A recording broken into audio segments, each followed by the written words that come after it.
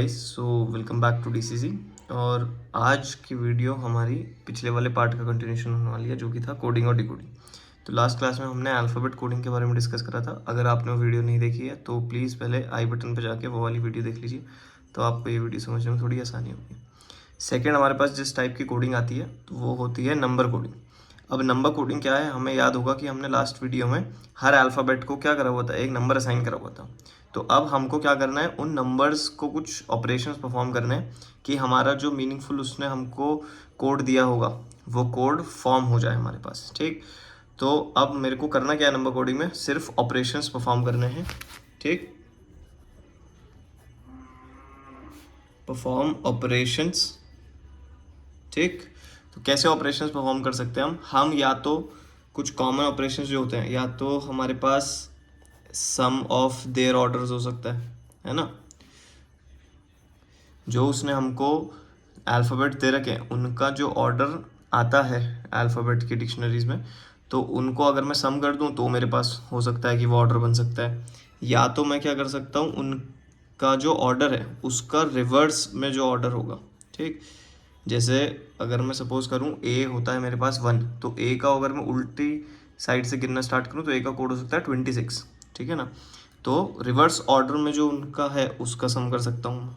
ठीक, या फिर मैं उसमें से वॉवल्स सिलेक्ट कर सकता हूँ, वॉवल्स को ऐड करके कुछ कोड बन सकता है ना। नंबर ऑफ वॉवल्स आ सकते हैं मेरे पास, या फिर हर जो अकरेंस की जो डिजिट है मेरे पास, ये अल्फ़ाबेट है। ठीक है, each alphabet can be multiplied by something,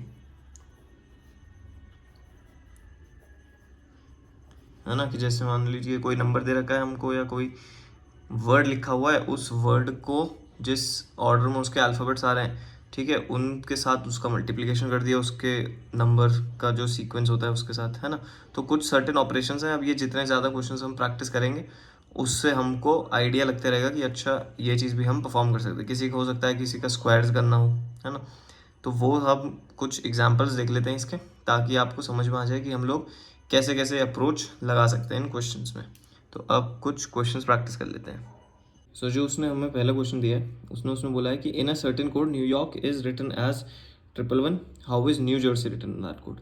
तो अब सबसे पहली अप्रोच हम क्या लगा सकते हैं कि जो भी हमको उसने अल्फ़ाबेट दिए हैं उन सबका हम कोड देखेंगे कि कितने नंबर पे वो अकर करता है, उन सबको ऐड करके देख लेते हैं सबसे पहले, क्या पता 111 आ जाए। ठीक, तो अगर मैं देखूं तो न्यूयॉर्क जो है उसको मैं लिख सकता हूँ 14 होता है एन का, 5 होता है ई, 23 डब्ल्यू, 25 वाई, 15 होता है ओ का, आर का होता है 18 और के का होता है 11। अब अगर मैं इन सबको ऐड करके देखता हूँ तो मेरे पास 111 आएगा। तो मेरे को यहाँ पर क्या अप्रोच दिख गई कि मेरे को हर किसी का ऑर्डर लिखना है और उनको ऐड कर देना है, मेरे पास मेरा कोड आ जाएगा। तो सेम उसी तरीके अगर हम न्यू जर्सी का देखें तो न्यू जर्सी का हम लोग क्या लिख सकते हैं, एन का 14, ई का 5, डब्ल्यू का 23, जे का कोड होता है 10, ई हो गया 5, आर हो गया हम पे 18, एस हमारे पास हो गया 19, ई फिर से हो गया 5 और वाई का हो गया 25। इन सबको अगर हम ऐड करेंगे तो ये ऐड करके मेरे पास 124 आएगा। तो मेरा बी ऑप्शन इसका करेक्ट आंसर हो गया। तो एक अप्रोच तो ये है हमारे पास कि हर किसी का ऑर्डर लिखिए, उन सबको ऐड कर दीजिए और हमारे पास हमारा आंसर आ सकता है। दूसरी अप्रोच हम क्या लगा सकते हैं कि सेकंड क्वेश्चन में उसने जैसे बोला कि in a certain code Haryana is written as 81971151, how is Delhi written in that code. तो अब अगर मैं यहाँ पर प्लेस वैल्यूज देखता हूँ, है ना, तो एच की प्लेस वैल्यू होती है 8, ए की प्लेस वैल्यू होती है 1, आर की प्लेस वैल्यू होती है 18, वाई की प्लेस वैल्यू होती है 25, ए की प्लेस वैल्यू है 1, एन की प्लेस वैल्यू है 14 और ए की प्लेस वैल्यू हो गई 1। तो अगर मैं अब कंपेयर करूं कि एच तो 8 के बराबर ठीक है, फिर ए 1 के बराबर भी ठीक है, बट ये जो आर था वो उसने 9 के बराबर दिया है, बट आर का कोड मेरे पे 18 है। अब सोचिए अगर मैं 18 में 1 + 8 कर दूं तो ये कितना बन जाएगा, मेरे पे 9 बन जाएगा। तो 819 कोड आ गया। ठीक है, तो जो 2 डिजिट्स वाले हैं हमारे पास उनको हमें सम कर देना है। तो 25 का सम करूँगा तो 7, 14 को ऐड करूँगा तो ये 5। तो कोड हमारे पास बन गया 81971151। तो इसमें हमको क्या करना है कि उनकी प्लेस वैल्यूज़ लिखनी है जो सिंगल डिजिट के हैं वो तो एज इट इज़ आएंगे, जो डबल डिजिट्स वाले होंगे उनमें हमने डिजिट्स का सम कर देना इंडिविजुअली। तो दिल्ली का कोड क्या बन सकता है, डी होता है 4, ई हो गया 5, एल हमारे पास होता है 12, एच हमारे पास है 8 और आई हम पे है 9। तो हमारे पास आ जाएगा कोड 4 5, 2 + 1 = 3, 8 और 9। तो 4 5 3 8 9, यानी कि ऑप्शन ए हमारे पास इसका करेक्ट आंसर हो गया। तो दूसरा अप्रोच हम ये भी लगा सकते थे। ठीक, तीसरे टाइप के क्वेश्चंस में क्या आएगा कि वो हमको दो अलग अलग वर्ड्स के कोड्स ऑलरेडी मेंशन कर देगा। ठीक है, तो जब वो दो वर्ड्स मेंशन करता है हमारे पास, तो हमारे लिए वो बहुत ही सिंपल सी अप्रोच है कि हम सर्च करेंगे। ठीक है, वो डायरेक्ट उसने कोड दिया हुआ होगा कि बी के लिए 5 दिया है, ओ के लिए 7, एम के लिए 4, बी के लिए फिर से 5, है ना। तो ऐसी अप्रोच हम इसमें लगा सकते हैं। तो यहाँ पर इसने बोला है कि ना certain code bomb is written as 5745 and bay is written as 529, how is Bombay written in that code. तो मेरे को सिंपली कुछ भी नहीं करना है इसमें, तो बॉम्ब और बे इन दोनों को अगर मैं प्लस कर दूं, है ना, तो मेरे पास एक नया कोड मिल के आ जाएगा बॉम्बे का। तो बॉम्बे का पूरा पूरा कोड हम क्या लिख सकते हैं, बॉम्ब पूरे का कोड था हमारे पास 5745 और बे का कोड है हमारे पास 529। तो ये तो बहुत ही एक सिंपल सी अप्रोच थी, 574559। तो ये हमको ऑप्शन नंबर बी में देखने को मिल रहा होगा। फिर अब नेक्स्ट क्वेश्चन में उसने बोला है if rose is coded as 6821, chair is coded as 73456 and preach is coded as 961473, what will be the code for search. तो अब इसने भी मेरे को मल्टीपल वर्ड्स मेंशन कर दिया यहाँ पर। तो अगर मैं इंडिविजुअली लिखता हूँ कि रोज का उसने कोड दिया है मुझे 6821, चेयर का कोड उसने मुझे दिया है 73456, प्रीच का कोड उसने हमको दिया है 961473 और हमको बताना है कि सर्च का कोड क्या होगा। तो मैं यहाँ पर भी एक डायरेक्टली कोडिंग देख सकता हूँ, जो जो लेटर्स मुझे चाहिए वो लेटर्स यहाँ पर ढूंढता हूँ और उनका सर्टेन कोड क्या मेंशन किया हुआ है वो हम फाइंड आउट कर लेते हैं। तो एस मैं अगर ढूंढूँ तो एस मेरे को यहाँ पर मिल रहा है, एस का कोड है 2, तो 2। ई हमको यहाँ मिल रहा है, ई का कोड है 1, ई। ए हमको ये मिल रहा है, ए का कोड है 4। आर हमको यहाँ मिला, आर के लिए उसने यूज़ किया 6। सी हमको ये मिला, सी के लिए उसने यूज़ किया 7 और लास्ट में है एच, एच के लिए कोड हमको यूज़ किया है 3। तो 214673 ये मेरा करेक्ट आंसर हो गया। तो ये एक डायरेक्टली कोड करा हुआ था उसने। अगले टाइप का क्वेश्चन हमारे पास उसने बोला कि if go is coded as 32 and she is coded as 49, some will be equal to what. तो यहाँ पर अब मैं जैसे देख सकता हूँ कि 2 लेटर्स 2 डिजिट्स, ठीक है, 3 पर फिर भी 2, तो इसमें डायरेक्टली ऐसे मेरे को कोई सर्टेन कोड तो उसने दिया नहीं होगा, है ना। भले ही 2 वर्ड्स दे रखे हैं पर डायरेक्टली कोई कोड यूज़ नहीं हो रहा होगा यहाँ पे। तो ऑब्वियसली क्या हुआ होगा कि जो डिजिट्स हैं उनका सम हुआ होगा। तो अब अगर मैं इनका नॉर्मली सम करके देखूंगा तो मेरे को ये रियलाइज़ होगा कि ये 32 के इक्वल नहीं आ सकता। ठीक, तो अगर मैं इनको नॉर्मली ऐड करके देखता तो जी का कोड हमारे पास होता है 7 और ओ होता है 15। तो 7 और 15 अगर मैं ऐड भी करूँगा तो वो मेरे पास 22 ही आएगा, ना कि 32 आएगा। तो ये अप्रोच तो मैं लगा नहीं सकता। दूसरी अप्रोच में क्या सोच सकता हूँ कि इनका रिवर्स सीक्वेंस में अगर मैं ऑर्डर देखूँ तो वो क्या हो सकता है मेरे पास। तो अगर मैं रिवर्स ऑर्डर देखता हूँ तो जी को रिवर्स में मैं लिख सकता हूँ 20 और ओ मेरे पास होता है 12। तो 20 और 12 को अगर हम ऐड करेंगे तो 32 मेरे पास वो बन सकता है। एक बार शी के लिए भी चेक करके देख लेते हैं। शी को अगर मैं देखूँ तो एस को रिवर्स ऑर्डर में हम लिख सकते हैं 8, एच का रिवर्स ऑर्डर होता है 19 और ई का रिवर्स ऑर्डर होता है 22। इन तीनों को भी अगर मैं ऐड करूँगा तो ये मेरे पास 49 बन के आ सकता है। आपको अगर ये रिवर्स नंबर्स में कैसे लिख रहा हूँ वो समझ में नहीं आ रहा है तो लास्ट वीडियो में मैंने ऑर्डर लिखा था अल्फ़ाबेट्स का, सेम उन्हीं के सामने उनका रिवर्स ऑर्डर भी लिखा हुआ है। तो एक बारी उस वीडियो से आप उस चीज़ को देख सकते हैं। तो अब मेरे को देखना है कि सम कितना आएगा। तो अगर मैं अब सम के लिए उल्टा ऑर्डर करूँगा इनका तो मेरे पास एस का होगा मेरे पास 8, ओ के लिए मैं लिख सकता हूँ 12, एम के लिए मैं लिख सकता हूँ 14 और ई का उल्टे में मैं लिख सकता हूँ 12।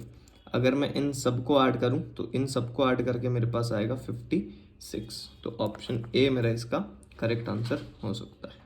तो ये कुछ बेसिक अप्रोचेस थी जो आप लोग लेटर कोडिंग के लिए यूज़ कर सकते हो।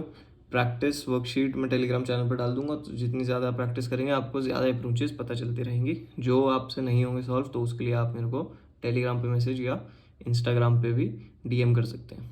ठीक, अब हम एक प्रीवियस ईयर क्वेश्चन देख लेते हैं जो कि यूपीएससी में CSAT 2018 में पूछा गया था।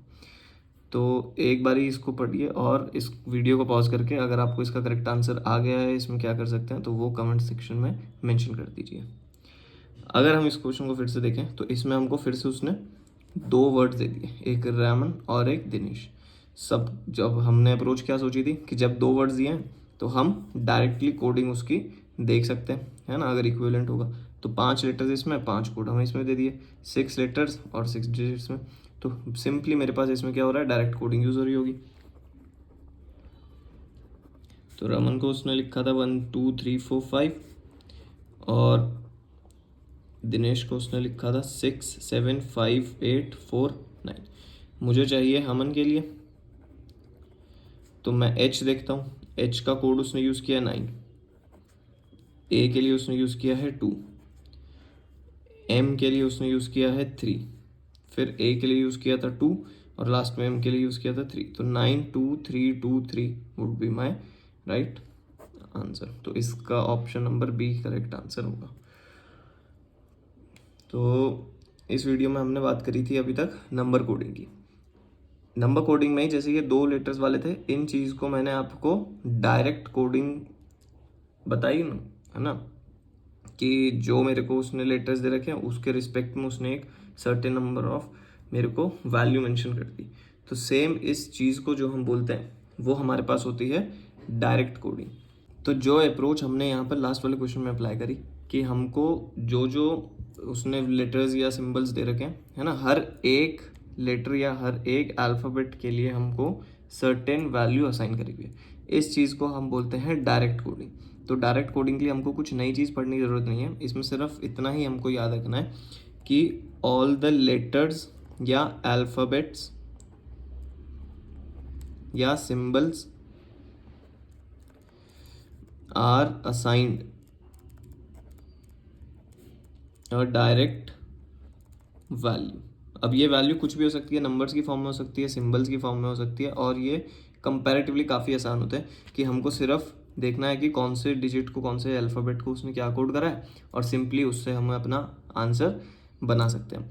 अगर हम इसका एक एग्जाम्पल देखें, वैसे हमने जो ऊपर क्वेश्चंस करे हैं उनमें ये डायरेक्ट कोडिंग भी यूज़ हो चुका था, कि अगर वो मेरे को बोले कि LIONESS को मैं कोड करता हूँ, सोचिए सिंबल्स अगर कुछ भी हम एज्यूम कर सकते हैं, स्टार, क्वेश्चन मार्क, हैशटैग, @, फिर $2 के साइन यूज़ कर लिया हमने, है ना, कि lines is coded as this, है ना। और दूसरा चीज़ वो बोल सकता है कि men is coded as suppose exclamation mark and @। तो मुझे ये उसने दे दिया, है ना, उसने मेरे से पूछा है कि what would be the code for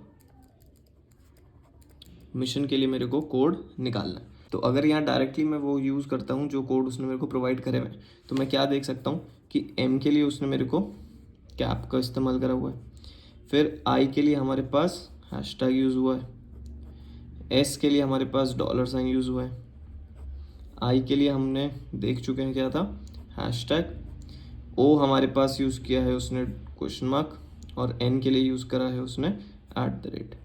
तो मिशन का कोड मेरा क्या हो गया है, ये मेरा आंसर है। तो डायरेक्ट कोडिंग में कुछ नई चीज़ हमें पढ़ने की ज़रूरत नहीं है, हर एक लेटर, अल्फ़ाबेट, सिंबल को उसने एक वैल्यू असाइन करी हुई होगी और उससे हम कंपेयर करके अपना आंसर फाइंड आउट कर सकते हैं। तो इस वीडियो में हम इन्हीं 2 पर लिमिटेड रहते हैं। नेक्स्ट पार्ट में हम और फर्दर आगे जो टाइप की कोडिंग्स है ना, कि मैसेज डिसाइफर करना या फिर सब्सटीट्यूशन से हमें कुछ कोडिंग करना, वो दोनों के प्रैक्टिस क्वेश्चंस करेंगे। इससे रिलेटेड PDF मैं टेलीग्राम चैनल पे डाल दूंगा और वो आप प्रैक्टिस बिल्कुल करिए। जो नहीं आएगा आप लोग DM करके पूछ सकते हैं। और थैंक यू फॉर वॉचिंग, और do subscribe the channel for more videos.